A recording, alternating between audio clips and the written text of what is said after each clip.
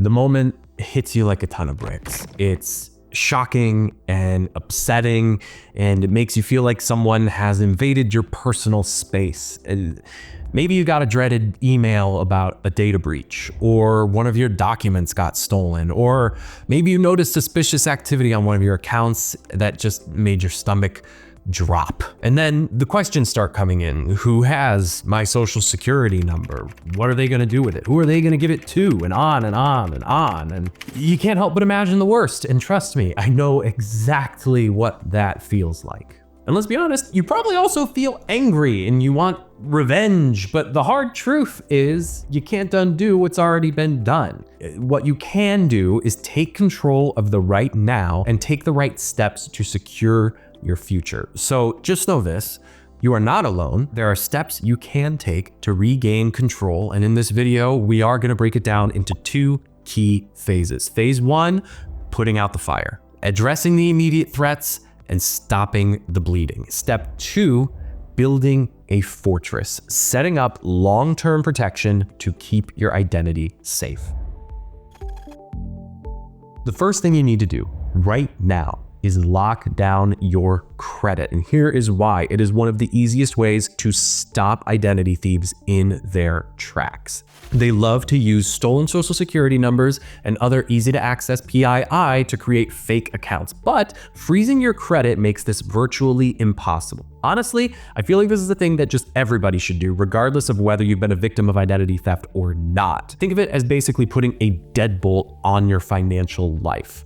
You can sleep better at night knowing that the only way someone can open an account using your information is if you personally unfreeze your credit. All you have to do is set up accounts with the main 3 credit reporting bureaus. That's Experian, Equifax, and TransUnion. Now, here's a little pro tip. Don't actually wait for something to happen before you do this.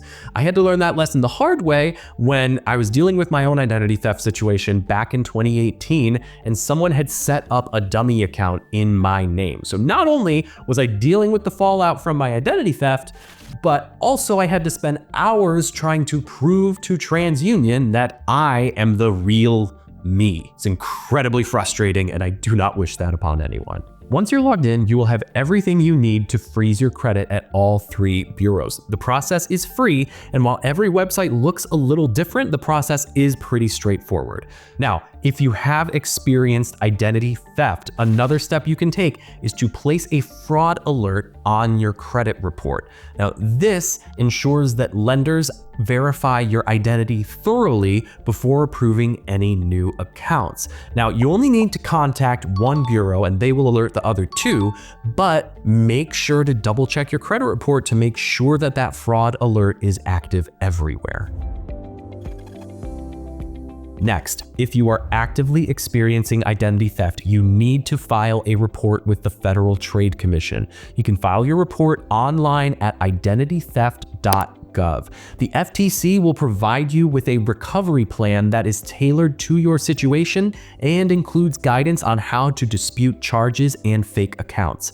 Now, if your identity theft situation has resulted in significant financial loss or criminal activity, you may also want to consider filing a police report. Take it from me, creditors are more likely to take your case seriously if you have both an FTC report and a police report on file as evidence. So now let's just take a minute and breathe. You have already taken the most important steps to stop identity theft in its tracks. The situation is hopefully starting to be a little bit under control, so just take a minute and breathe and know that you are heading in the right direction. Now, let's focus on securing your identity for the long haul and doing everything we can to prevent any future identity theft. Let's dive in to phase 2. When it comes to long-term protection, an identity theft protection service can be a huge game changer. Now, personally, I use Aura and it has been working very well for me. However, there are a number of great services available. We have reviews on our channel of several of them, so you can go ahead and take a look at those.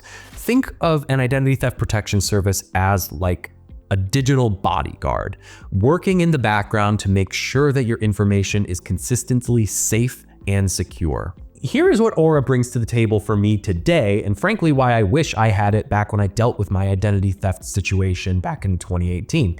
Now, Aura keeps tabs and updates you on any changes to your credit report from all 3 of the major credit reporting bureaus. If I had that back then, it would have flagged the hard inquiry of the identity thief before they opened an account in my name.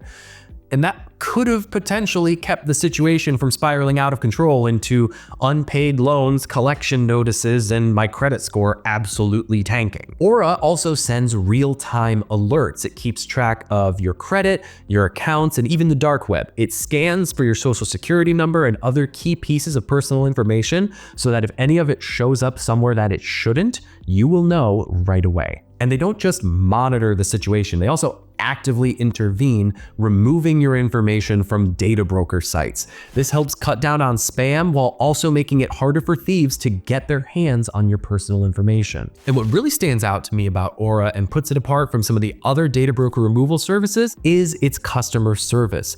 Aura is there 24/7 to help walk you through things if something goes wrong. If I'd had that back then, I wouldn't have had to spend months of my time just Googling trying to figure out how to fix the situation.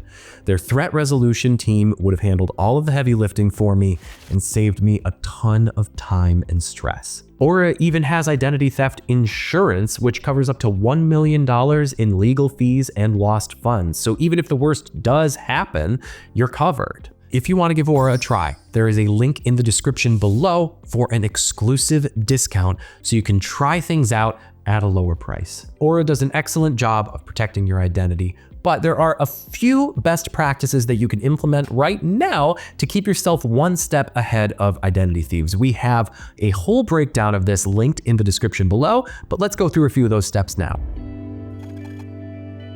Tax season is prime time for identity theft, so setting up an identity protection PIN or IP PIN with the IRS can help stop fraudsters from filing dummy tax returns in your name. So an IP PIN is a 6-digit code required to file taxes with your social security number. Now, it is updated annually and it is only known to you and the IRS, ensuring added security. You can go to irs.gov to get it set up, and once you have it, keep it safe and keep it handy for tax season. If someone has your social security number, it is highly likely that they have already accessed certain other parts of your digital life and are looking for other ways to capitalize on your personal information. Securing critical accounts like banking, email, and social media is vital to prevent further damage. So make sure your passwords are up to par and uncrackable. Use strong, unique passwords for each account that you have. That one password that you created 10 years ago and used for everything, yeah, that ain't gonna cut it. That's gotta go.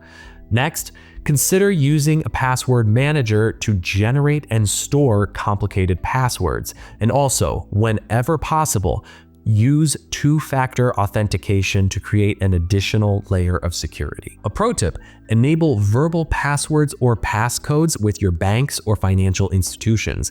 These create an additional layer of security if you're doing any sort of business with your bank over the phone. As you move forward, think about what brought you to this video. What other information might these thieves have, and how could they use it? And consider how they may have gotten your personal information. Are you being cautious with who you share your information with?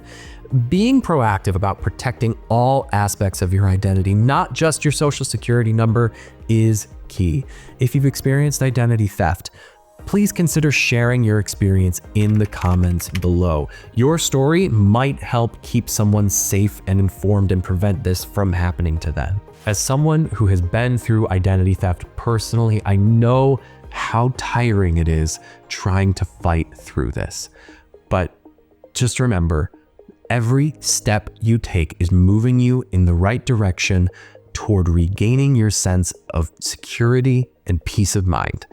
Stay in the fight, keep working at it. You've got this. Thank you for watching, and we'll see you in the next video.